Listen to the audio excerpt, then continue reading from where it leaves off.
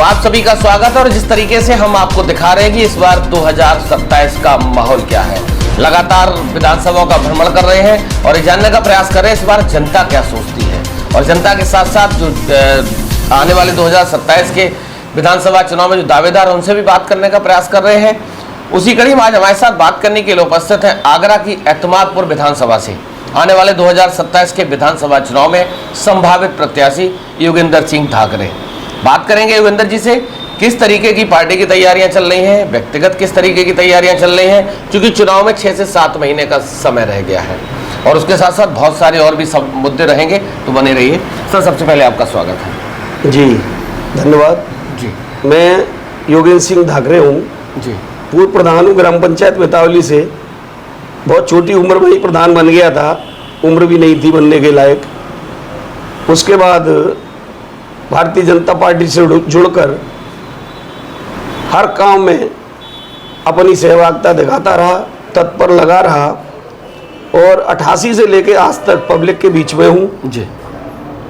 पहले मैं गांव में रहता था। 2008 में मैंने एतमादपुर में तहसील चौराहे पर मकान लिया, केवल इस उद्देश्य से कि तहसील के पास मकान है, जो भी लोग आएंगे मेरे पास कुछ नहीं हो, एक बाल्टी पानी से ही मैं उनका स्वागत कर सकता हूँ, मिल सकता हूँ सबसे जी। उसका प्रतिफल भी है कि लोग मेरे यहाँ आते हैं। आप देख भी सकते हैं बाहर जो दुकान खाली पड़ी है, मैंने आज तक किराए पे नहीं दी जी, क्योंकि लोग मोटरसाइकिल खड़ी कर जाते हैं, साइकिल खड़ी कर जाते हैं, आ जाते हैं। जो भी लोगों के काम होते हैं छोटे बड़े, उनमें मैं सहयोग करता हूँ। पार्टी के जो भी कार्य हैं, जैसे माननीय नरेंद्र मोदी जी के द्वारा स्वच्छता अभियान चलाया गया था, उस कार्यक्रम में भी मैंने बढ़ चढ़ कर भाग लिया जी। और उच्च माध्यमिक विद्यालय एतमादपुर, प्राथमिक विद्यालय एतमादपुर, अंबेडकर पार्क, बैंक या तहसील, कोई भी जगह इस तरह की नहीं छोड़ी जहां मैंने सभी एतमादपुर के प्रतिष्ठित लोगों के साथ मिलकर सहयोग कर सफाई कार्य पूर्ण किया, जिसके मेरे पास रिकॉर्डिंग भी है, वीडियो भी है, फोटो भी है। उसके बाद जब देश में एक आपातकालीन स्थिति आई, जब कोरोना आया जी, तो मैं किसान था तो मैंने सोचा मैं कुछ नहीं कर सकता है तो इतना तो कर ही सकता हूँ। 10, 20, 25, 50 बोरी आलू अपने घर रख के गरीबों को बांट सकता हूँ। फिर मेरे पिता ने सहयोग किया तो मैं आटा भी बहुत संख्या में लाया, बेटे ने भी सहयोग किया। सबके सहयोग से मैंने कोरोना में लोगों की मदद की और खुद के पास भी मेरे 2-3 ट्रैक्टर हैं और लोगों के ट्रैक्टर मांगकर पूरे एतमादपुर को अच्छे से सैनिटाइजर किया। पुरुषों के साथ साथ जब बंदर तहसील में कोरोना काल में बहुत भूखे थे तो उनको भी मैं प्रतिदिन आलू उबाल कर डालने जाता था कोरोना काल में जी। उसके बाद जितने भी चुनाव हुए उन सब में मैंने पूरी विधानसभा में बढ़ चढ़कर भारतीय जनता पार्टी के प्रत्याशी को जिताने के लिए प्रयास किया और काफी समय से मैं पब्लिक के बीच में हूँ जी। प्रत्येक गांव में मेरी पहचान है, कोई भी गांव ऐसा नहीं है कि जहां मुझे लोग पहचानते नहीं हो और मैं उनके बीच में रह के उनकी मदद भी करता हूं, काम भी करता हूं। हर संभव प्रयास करता हूं कि मुझसे कोई नाखुश हो के न जाए जी। योगेंद्र जी, लगातार आप कई वर्षों से जनसेवा भी कर रहे हैं, प्रधान भी रहे, आपकी पत्नी भी प्रधान रही। अब 2027 का विधानसभा चुनाव है और आप दावेदारी भी कर रहे हैं, किस तरीके से देखते हैं कि पार्टी आपको मौका क्यों दे? मैं दरअसल यहाँ 86 विधानसभा एतमादपुर का लोकल व्यक्ति हूँ। क्षेत्र में जहाँ भी जिस गांव में जाता हूँ तो प्रत्येक आदमी की एक ही आवाज़ है कि बाहर के लोग आते हैं और जीत जाते हैं, जीतने के बाद हम लोगों को सही से सुनते नहीं है जी। हम चाहते हैं कि हमारा लोकल प्रत्याशी बने जिसको हम आसानी से ढूंढ सकें, अपनी बात कह सकें। तो लोगों को ये उम्मीद भी है कि मेरा मकान तहसील चौराहे पे हेडक्वार्टर एतमादपुर विधानसभा में है, जिससे मैं आसानी से उन्हें मिल जाऊंगा। और मैं सरल हूँ बिल्कुल, मेरा स्वभाव एकदम सिंपल है, कोई भी बनावटी बात मेरे अंदर नहीं है और मैं हर समय पब्लिक के बीच में रहना चाहता हूँ। गरीबों के दुख दर्द में उनका साथ देना चाहता हूँ और देता हूँ। अगर पार्टी ने आपको मौका दिया तो जनता ने आपको आशीर्वाद दिया, तो आपका विजन क्या है एतमादपुर के लिए? अगर पार्टी मुझे मौका देती है तो मैं पार्टी को भी आश्वासन दिलाना चाहूँगा कि आज तक जो भी प्रत्याशी पार्टी के जीते हैं उनसे कम 50,000 वोट से ज़्यादा से जीतूंगा। प्रत्येक जाति का वोट मुझे मिलेगा। जो लोग कहते हैं बंधी हुई जातियाँ हैं वो भी मुझे वोट डालेंगी, चाहे भले ही 2-4 हज़ार की संख्या में ही डालें। जाटव भी वोट डालेंगे, यादव भी वोट डालेंगे, और बघेल तो प्रॉपर वोट है ही बीजेपी का, क्योंकि हमारे जो माननीय प्रोफेसर SP सिंह बघेल हैं वो जब से भारतीय जनता पार्टी में शामिल हुए हैं तब से एतमादपुर की तकदीर बदल गई है, हारने का कोई नाम ही नहीं है, और भारतीय जनता पार्टी बहुत अच्छे वोटों से जीतेगी और मैं पार्टी के लिए तत्पर तैयार रहूंगा, काम करूंगा। अगर मौका दिया तो पहला काम क्या करेंगे एतमादपुर के लिए?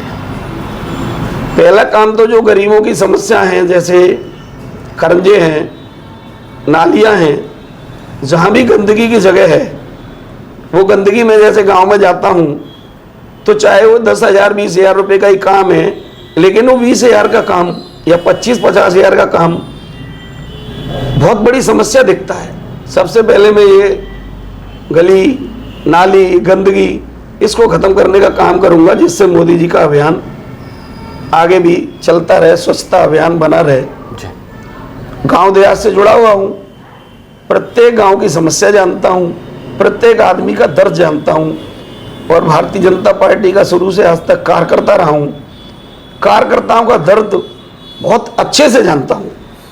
शायद मुझे घमंड भी है कि मुझसे अच्छे से दर्द कार्यकर्ताओं का कोई नहीं जानता है, मैं जानता हूँ। आपने देखा होगा प्रतिनिधि जब चुनाव का जब समय होता है तो हर कार्यकर्ता, हर छोटे बड़े कार्यकर्ता की वैल्यू होती है, जिंदाबाद करने के लिए वैल्यू होती है, नारे लगाने के लिए वैल्यू पूछे जाते हैं, दिन रात नेता कार्यकर्ताओं के पीछे घूमते हैं। चुनाव संपन्न होने के बाद उनकी अवहेलना शुरू कर देते हैं। नेताओं का कोई महत्व नहीं होता, महत्ववान तो केवल कार्यकर्ता ही है, जो नेता को जिताने में अपना तन मन धन समय भूखे रह के प्यासे रह के बिना गाड़ी के बिना घोड़े के हर बूथ पर लड़ता है, और जिसे MLA बनाने का काम करता है वो बाद में अगर उसकी नहीं सुनता है तो क्या पीड़ा होती होगी ये मैं जानता हूँ, क्योंकि मैं खुद भी पीड़ित हूँ। इसलिए सर्वोपरि तो कार्यकर्ता है और पार्टी है। पार्टी है तो सब कुछ है, कार्यकर्ता है तो बहुत कुछ है, बिना कार्यकर्ता के तो कुछ भी नहीं होने वाला। अच्छा सर, अब बात को थोड़ा और डाइवर्ट करते हुए 2 साल पहले लोकसभा चुनाव हुआ, उत्तर प्रदेश में समाजवादी पार्टी 37 सीटें जीत के आ गई। गठबंधन की बात करूं 43 सीटें जीत गए। अब वो कह रहे हैं कि 2027 में उत्तर प्रदेश से भाजपा का सफाया कर देंगे। अब कहने को कुछ नहीं बचा। मैं भी लोगों के बीच में जाता हूं, बात भी करता हूं, मैंने 2-4 लोगों से बात भी की, तो लोग केवल इस पे आते हैं कि केवल एक ही पार्टी है भारतीय जनता पार्टी, बाकी किसी पार्टी का कोई अस्तित्व नहीं है, कोई महत्व नहीं है।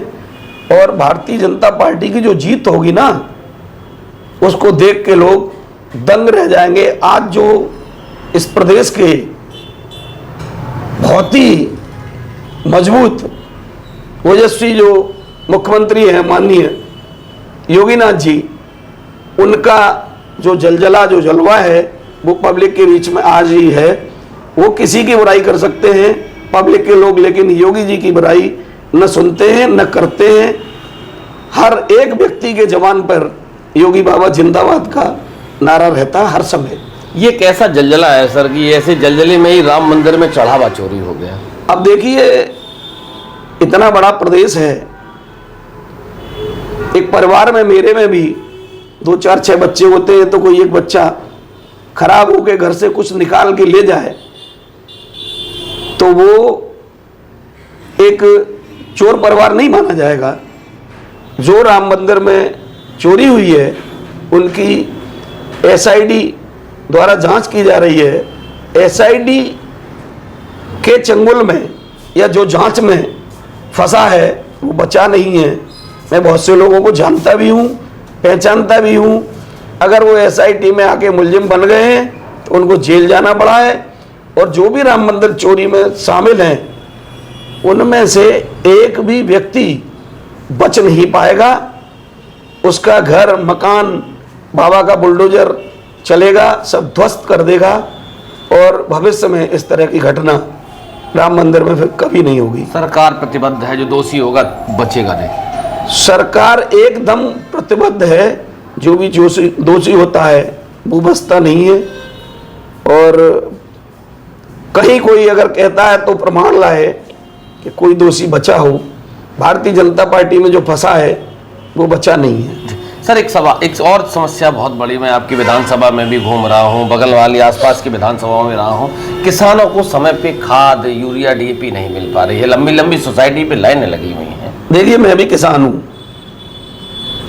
सरकार की जो मंशा है वो ये है, खाद की जो भी ब्लैकिंग है या जो भी कालाबाजारी है वो सब बंद हो। हमारे सब किसानों की फार्मर रजिस्ट्री बन चुकी है, बनने के बाद सब दर्ज हो गई हैं। हो सकता है कुछ किसान ऐसे रह गए हों बेचारे जो सीधे हैं, उनकी फार्मर रजिस्ट्री नहीं हो पाई हो, लेकिन उनको भी खतौनी के माध्यम से खाद उपलब्ध हो रहा है। और किसानों की अगर आप पीड़ा सुनना चाहते हैं तो मैं भी किसान हूँ। जब समाजवादी, बहुजन समाजवादी पार्टी की सरकारें थी तब हम लोग पूरी रात बिजली के ट्यूबवेल पे बैठ के रजाई ओढ़ के या कैसे ही करके अपनी रात काटते थे। कभी बिजली आती थी, कभी चली जाती थी।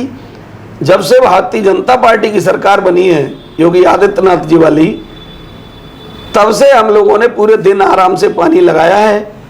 और बिजली का टाइम इतना फिक्स है, सुबह 7 बजे आती है और शाम को 6 बजे जाती है। तो परमानेंट 10 और 11 घंटे बिजली मिलना तय है, जिससे हमको कोई कष्ट नहीं है। क्योंकि मैं शुरू से आज तक किसान हूँ। 2027 में कितनी सीटें जीतेंगे? अभी जितनी सीटें हैं उससे ज़्यादा सीटें हम जीतेंगे। और जो लोग अपना विरोधी लोग हैं वो भी दम लगा रहे हैं, लेकिन उनकी दम निकल जाएगी, वो नहीं दौड़ पाएंगे। क्योंकि योगी आदित्यनाथ जी इतने सफल मुख्यमंत्री हैं कि पब्लिक ने उनको मान लिया है अपना नेता। और भारतीय जनता पार्टी बहुमत से आगे बढ़ के बहुत सीटें पाएगी। एतमादपुर की जनता से क्या अपील करना चाहते हैं? एतमादपुर की जनता से मेरी यही अपील है कि आपके बीच में रहता हूँ, आपके सुख दुख में हर समय शामिल रहता हूँ। कहीं भी आप जाके किसी भी पब्लिक वाले का इंटरव्यू ले लो, अगर किसी ने भी मुझे रात के 12 बजे बुलाया होगा, चाहे उसके साथ कोई दुर्घटना हुई हो, चाहे कोई घटना हुई हो, चाहे उसे कहीं जाना हो, तो मैं हर समय तत्पर रहा हूँ। इसलिए मुझे पब्लिक से पूरी उम्मीद है, जनता से पूरी उम्मीद है कि वो लोग मुझे अपना प्रत्याशी बनाने के लिए प्रयास करेंगे। और अगर भारतीय जनता पार्टी मुझे मौका देती है तो प्रत्येक वोटर मुझे बहुत अच्छे वोटों से जिताने का कार्य करेगा। क्योंकि मैं रोता हूँ तो मेरे साथ पब्लिक के लोग भी रोते हैं। आप भावुक हो रहे हैं।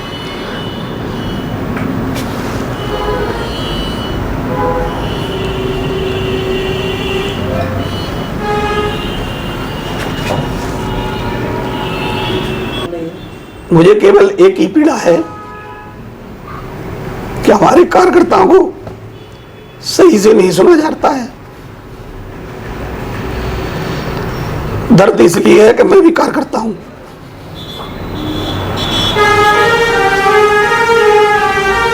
कौन नहीं सुनता है सर?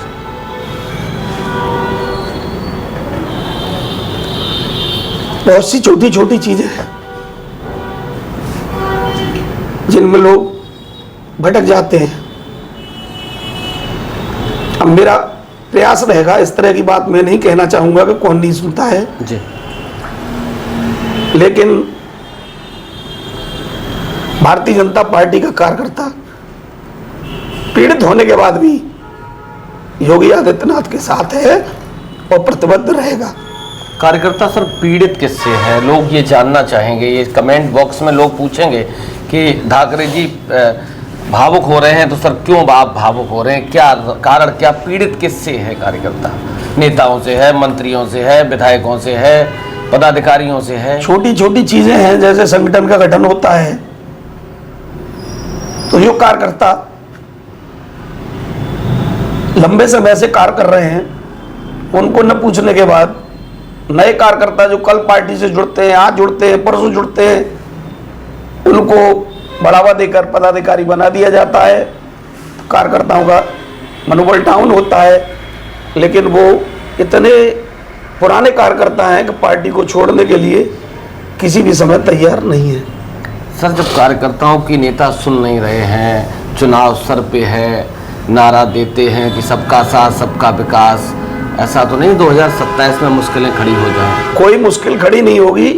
कार्यकर्ताओं का तो एक ही लक्ष्य है कि जिस प्रदेश का मुख्यमंत्री होनहार और मजबूत होगा, उस प्रदेश में कोई कष्ट पब्लिक के किसी व्यक्ति को नहीं होगा। और योगी आदित्यनाथ जी बहुत ही मजबूत मुख्यमंत्री हैं। आप देख लीजिएगा, बंगाल जहां भी वो प्रचार के लिए गए, उस प्रदेश में भारतीय जनता पार्टी की सरकार बनी है। इसलिए कार्यकर्ताओं को ये भी घमंड है कि हमारे पास योगी आदित्यनाथ जी है। भारतीय जनता पार्टी जिंदाबाद जिंदाबाद। चलिए सर, हमारी तरफ से भी आपको आने वाले 2027 के विधानसभा चुनाव के लिए आपकी पार्टी को बहुत बहुत बधाई, शुभकामनाएं, और उम्मीद है कि आपकी मेहनत आने वाले 2027 के विधानसभा चुनाव में रंग लाएगी।